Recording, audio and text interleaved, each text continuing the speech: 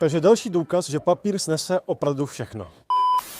Před víc než rokem proběhlo několika kolové výběrové řízení na pronájem prostoru na Nadrychlově ulici. A co sliboval provozovatel? Kvalitní tradiční zákusky, výběrovou kávu a nápoje, zmrzenou a cukrářské výrobky. Provozovatel navrhoval i vkusný design, nové vybavení prostoru a dokonce ukázal i sortiment dorty a další dezerty. Na papíře skoro cukrárna snů. Tak se pojďme podívat na realitu.